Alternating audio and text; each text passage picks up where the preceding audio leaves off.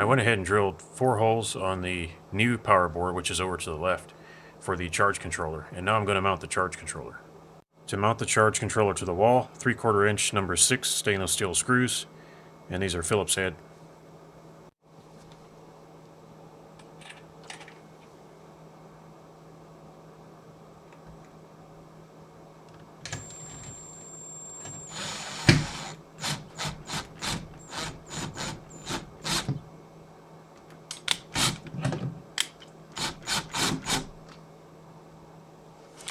Got 1 screw in there.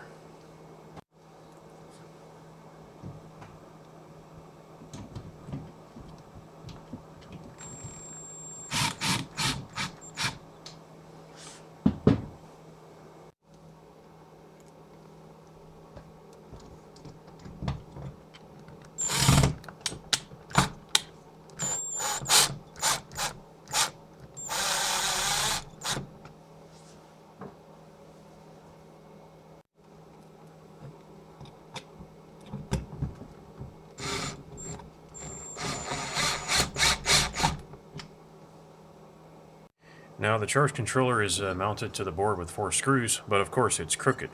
So usually what I do is I will use like a square or something like that.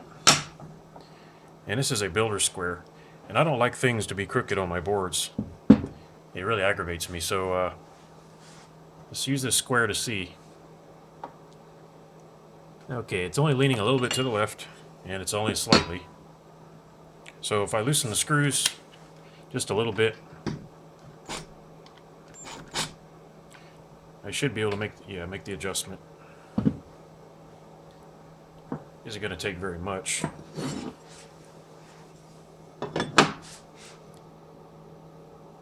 It's pretty close. I think it could go a little bit more. So I'm going to go ahead and move it just a little bit more.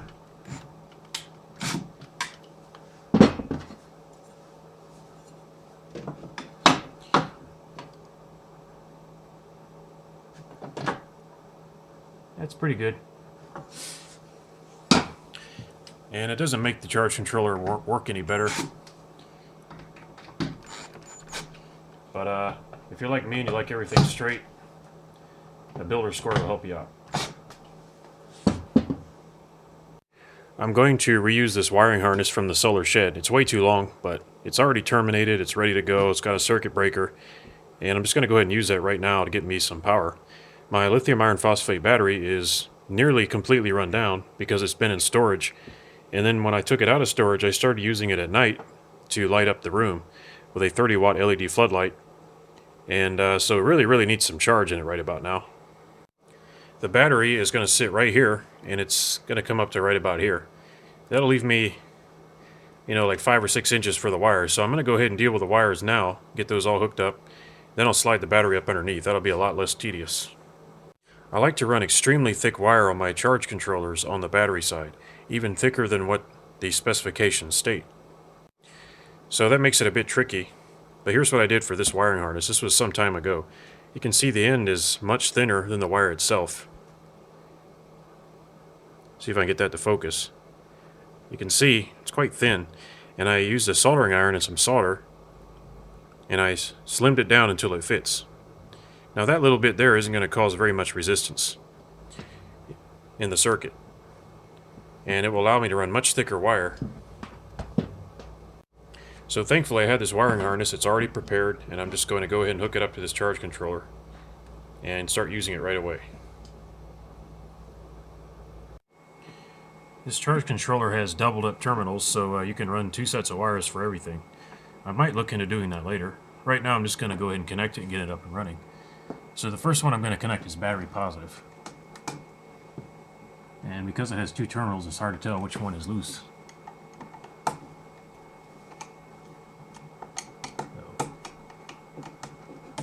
Yeah, I got that one in.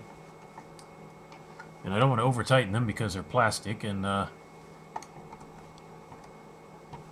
yeah, those kind of terminals, if you get too aggressive on them, they can crack and they can strip out.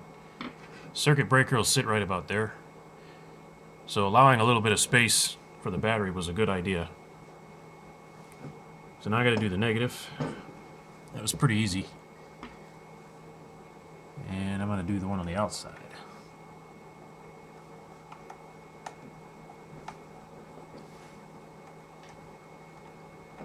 There we go. That was pretty easy, actually. Usually it's not that easy. Okay, the black wire here is negative. This piece of black wire is positive, but that was just what I had available. But it's pretty obvious it's positive because it's coming right off the circuit breaker. So, and I'm going to check one more time. Battery positive, battery negative. I don't want to hook it up backward. Now I'm going to mount the circuit breaker. And so I need to drill at least one hole, maybe two holes. And the top one will be the first one, and that way I can get it straight. And you don't really want a circuit breaker moving around if you can at all help it, so definitely need to screw that down. I often use a drill bit to mark. It's kind of a shortcut. So I'm going to just line it up about right. I think I want it right about there. And I'm going to use my drill bit. There we go. I can just go ahead and drill the hole.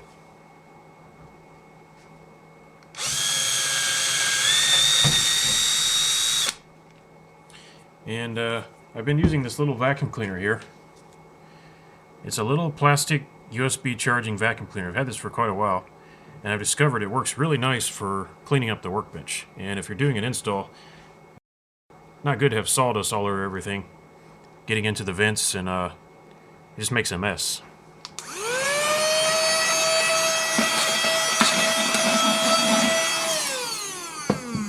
And that took care of most of it. Another 3/4 inch stainless steel screw for the circuit breaker. See if I can line this up.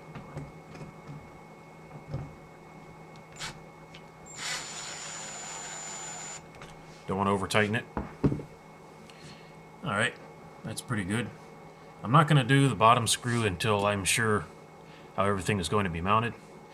And I'll need to install some wire clamps for these wires here. I don't want them moving around.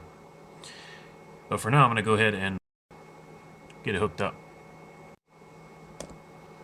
So there's the wire, and there's a gap below the power board, and I kind of like that gap there because you can just kind of stuff wires in there and they disappear. It's almost like wire management built right in. So there's the ends that are going to go to the battery. This is going to look a little sloppy at first. I'm not really sure exactly how everything is going to be set up, so I want a little bit of leeway. So I'm just going to go ahead and slide the battery right in now. This battery is quite heavy and has these skinny little ropes to pick it up with. I'm going to try to pick it up and just drop it right down in that space there without scratching anything up or breaking anything. I guess it weighs about 40 pounds. I don't know what it actually weighs. Probably more than that because of the metal on the sides. Yeah, there's enough room. Just need to figure out how I want the wires to route around the battery. Okay, there we go. Battery's in position. Last night I was out here and I made up this hodgepodge cigarette lighter cable for my battery. I did that so I could heat up my coffee. I did have a fuse holder on there, but it fell apart as they always seem to do, so I just made my own using some spade connectors and heat shrink. It doesn't look very nice, but it'll help protect me from any mistakes or accidents. I'll definitely record some video of this later. It's a project I'm working on. This battery is made by a company called GBS, and it's a little bit different from most designs. It has these 4 little bolts on each terminal instead of one giant one. And it actually creates an interesting situation where you can easily attach things to the cells. You basically get 4 places on each cell where you can attach something to. In order to get up and running, I'm just going to use one of these bolts to tie my charge controller in as quickly as I can. Of course, I'll need to do it at the positive and negative terminals. So I'll just lift one of these bolts and probably use a washer. This is really not the right way to do it, but I want to get up and running and get some power going. So this is good enough. I've got a circuit breaker. It should be fine. So I guess I'll start at the negative. I think the cable will come right up through here. No, that isn't going to work. It's going to be a little bit difficult. I think probably something like that. Yeah, something like that. So in order to remove these little bolts, you need an Allen wrench. Just a warning, if you ever get a battery like this, they strip out really easy. So you gotta be very careful.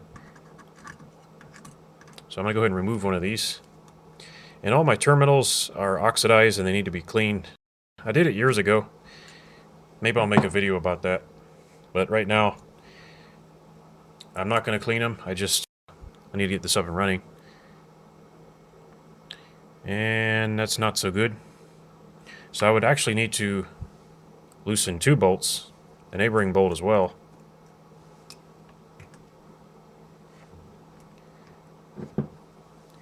It's a bit of a retrofit here.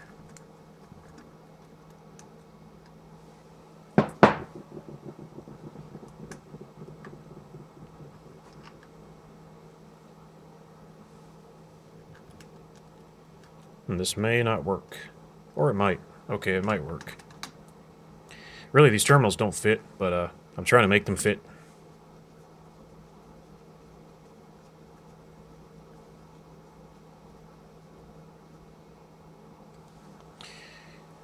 Okay, it's on there. So I can just barely fit this gigantic terminal on here, this ring terminal. This is not the right way to do it, but it'll do for now. Just barely fits on there with all the washers and everything. And actually it's pretty tight too. So as long as I don't bump these cables around, it should be fine.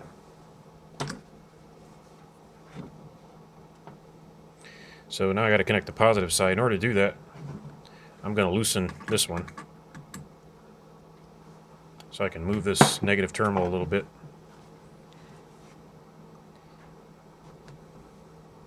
Yeah, I may change this setup later. I don't really like how it's turning out, but I'll give it a try. Yeah, something like that.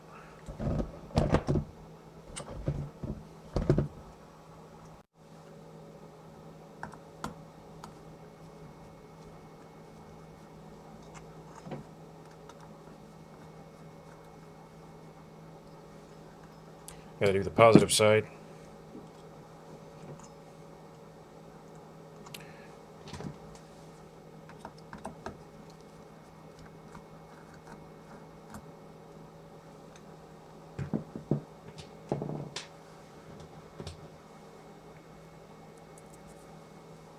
And you can see these bolts are very tiny. I don't know what that is, M3 or M4. Very tiny. So stripping them out is pretty easy. And on this battery pack, at least one of them is stripped out.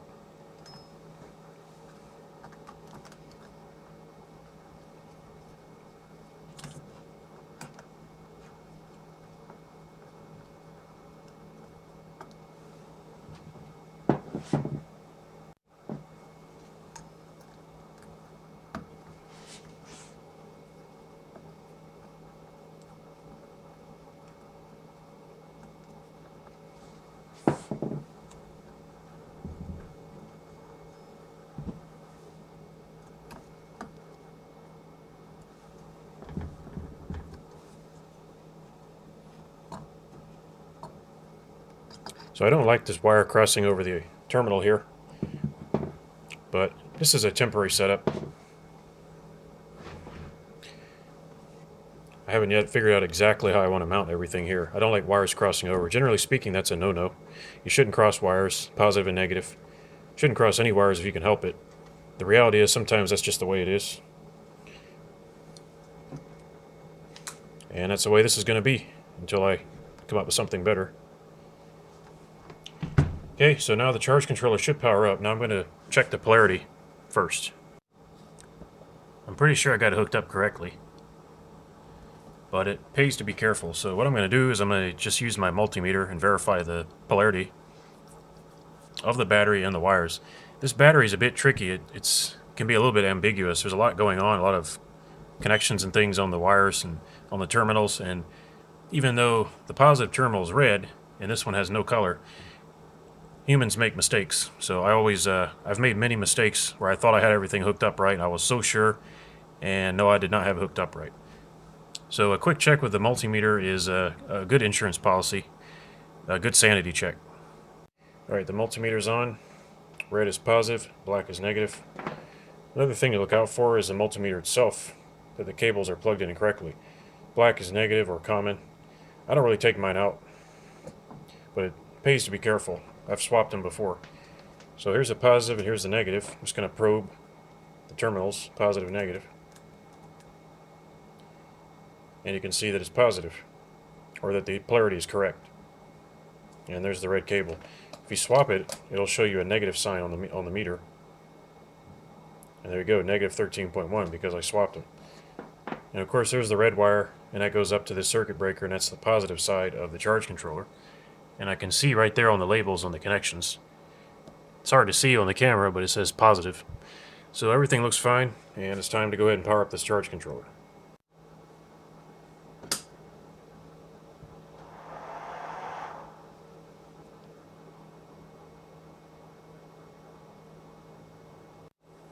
Alright, it's indicating my battery is 13.0 to 13.1 volts, and that's actually about right.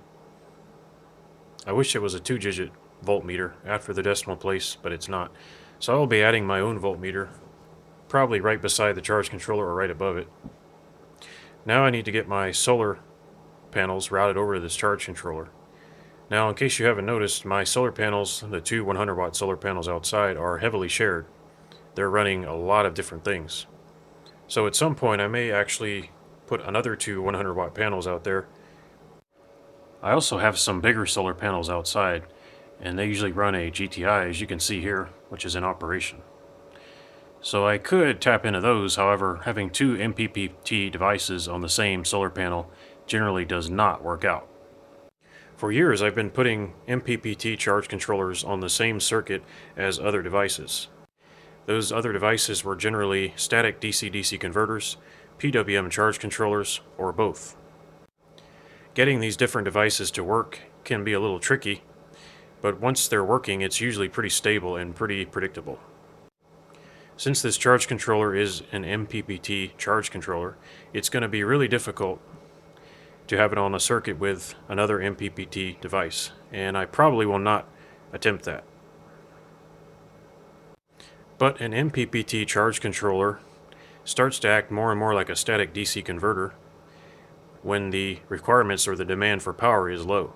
So if this battery isn't being charged very much, maybe only a few amps, it isn't going to be using the full power from the solar panels. So I might be able to get away with using my bigger solar panels and sharing them out. But for safety reasons, it's probably better to just use a dedicated set of panels and not attempt to do that. In order to get this battery charging, I'm just going to take some wires and tap into whatever solar panels I can get my hands on and get the ball rolling. Eventually I'll do some nice wire management and use good quality cable and do a good job, but I really need to get this battery charged. I've been using it for all sorts of things after pulling it out of storage, and it's not really good. I really need to get a charge into it. I think what I will do in order to get myself up and running is I'll just add another circuit breaker right here and tie it off of this output and have it come into another circuit breaker. And that will give me the option of powering on this other charge controller. This would only be temporary, but at least I'm using a circuit breaker, and it's a little more safe and easier to control. This is a basic circuit breaker I got off of eBay years ago, and this was in the solar shed.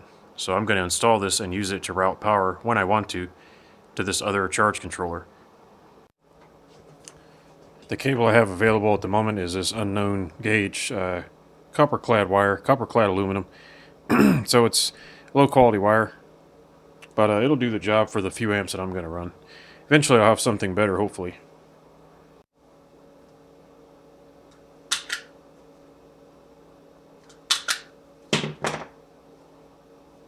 And I'm going to use my soldering iron to put a little bit of solder on these ends, and then I'll just connect everything up. In order to power up the new charge controller, I temporarily split the main breaker, which is right there, and that has the two 100-watt solar panels connected to it. I added a new circuit breaker, which is right there, and that one is just paralleled with a piece of short wire that I found. And I will simply connect a piece of wire to that breaker and run it over to my charge controller, and when I want to run that charge controller, I'll just flip that breaker on. I ran the wire behind the solar power board and up behind the battery. It's coming out here, and I'm going to use this to power up the charge controller on the PV side. This wire is just temporary for testing, and eventually, hopefully, it will get upgraded. I will need to use a cable clamp to hold these wires in position, but for right now I'm just going to go ahead and connect them.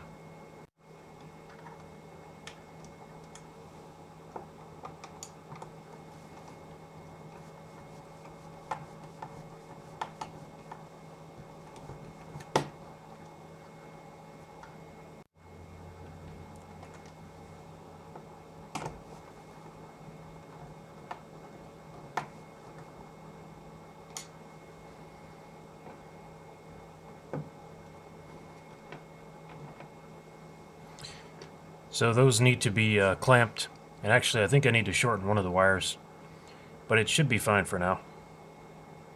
I've double checked the polarity of these wires, and now it's time to power it up.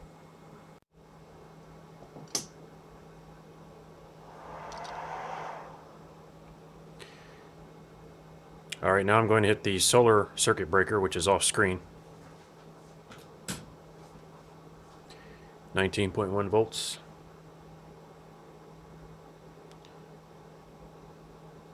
And it's putting about 20 watts in.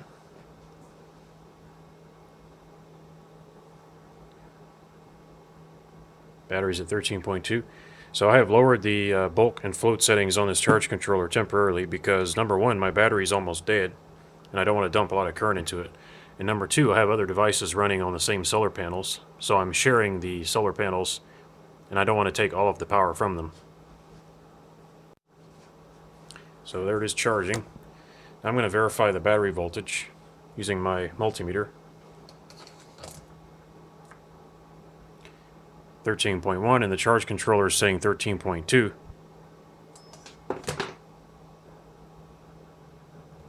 It's a bit hard to see, but it says 13.2. So there's one reason why you want to have thicker cables and shorter cables going from the charge controller to the battery. In this case, I have rather long cables, and that's temporary. I will be getting very short cables, and I'm pretty sure that that will change the number on the display. And the reason that usually happens is because of the resistance of the cables, which causes a voltage drop. The voltage of the battery is going to be lower than what the charge controller is putting out. So the charge controller is displaying the voltage it knows about, which is at its end, but the battery doesn't see that. It sees 13.1, and that's just the way it works. So the shorter your cables are, the better. Some charge controllers have an extra pair of wires for monitoring the voltage separately on separate wires that aren't carrying current, but this charge controller doesn't have that. So I'm going to be adding a small voltmeter with dedicated wires to this battery so I can read the accurate voltage at the battery terminals instead of the voltage at the charge controller. Now at this very moment, the MPPT charge controller is sharing the same two 100 watt panels that are running the fans, the voltmeter, this USB controller, as well as charging this solar generator, and also running my 30 watt LED flood lamp overhead, as well as another USB charger on my other workbench, and charging another solar generator, which is on my other workbench. So if everything is balanced correctly, it's possible to share the solar panels amongst other devices and a single MPPT charge controller. But if you try to use two MPPT charge controllers, they will basically fight one another, and it's not a good situation, so I never mix the two. It's getting towards the end of the day by now, so there's not quite as much power, but keep in mind all those other devices that are running. If I were to unhook those devices, then I'd be getting more power. I could unplug my 30 watt LED floodlight, but I'm using that to see what I'm doing, so I don't really want to do that.